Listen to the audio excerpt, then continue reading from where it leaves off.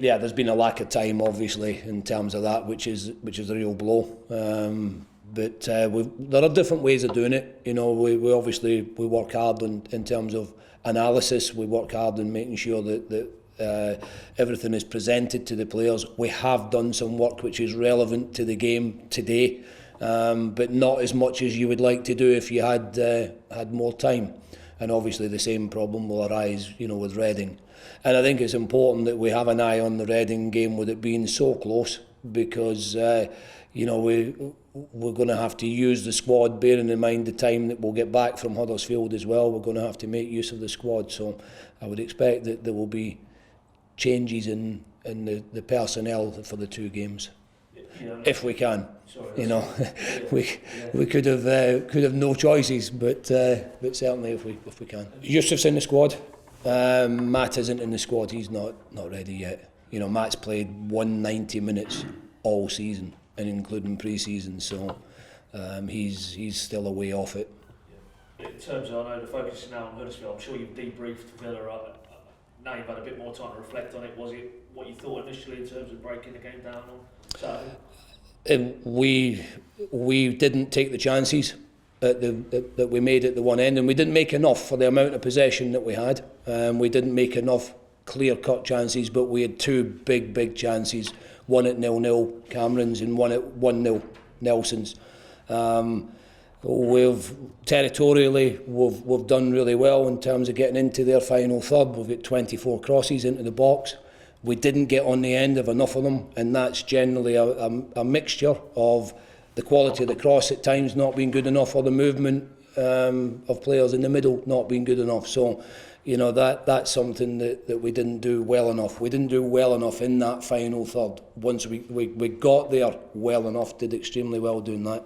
The two goals are obviously really disappointing.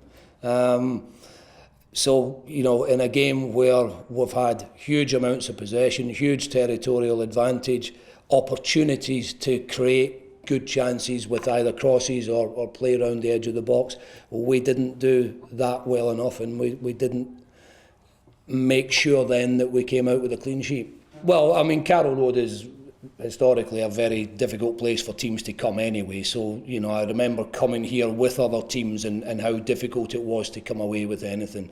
The support is obviously great at Carroll Road. The players look forward to playing there, and as I said, it's a difficult place for other teams to come. For us going away, it's, you know, the record is really poor. There's absolutely no question about that. I couldn't possibly defend it. We should have a better record on the road than we have, but we've let ourselves down on too many occasions, and sometimes that's been that we've let ourselves down in terms of the overall performance. I mentioned after the game that I've been really disappointed with some performances this season. You know, just sitting back as first team coach. I wasn't disappointed with the performance at the weekend, but I was obviously bitterly disappointed about the result.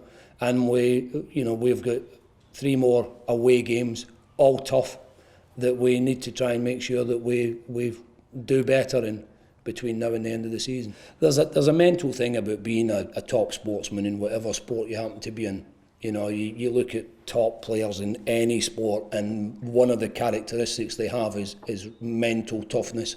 And you know, you cannot be a top sportsman without that, I don't believe. We should be tough enough to do better than we've done, and I don't think that the lads are necessarily going into games feeling that they can't win, but perhaps they don't react well enough on some occasions to the setback of perhaps going behind. At Carroll Road, we generally go in front.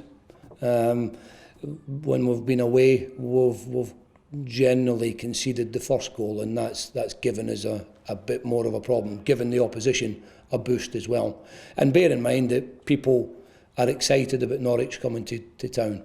They love the idea of playing against Norwich in this division. So it's a scalp. And at the beginning of the season, Newcastle, Aston Villa, Norwich would have been the teams that people were looking at and saying, can't wait till they come. And that becomes a factor you've got to deal with as well. But if you want to play for Norwich, you have to deal with that factor. I've seen them live a number of times. I like the way they play. I think they cause you a lot of problems because of the way that they pass the ball, because of their movement, because of the way that they get people in areas which give you decisions to make defensively. I think they're a really good team, and I'm not surprised that they're in the playoffs. Did I expect them to be competing for those top two positions? Probably not. But they've been very good all season. They're probably having a little bit of a difficult spell at the moment in comparison to what they've done all season. But they're a good side.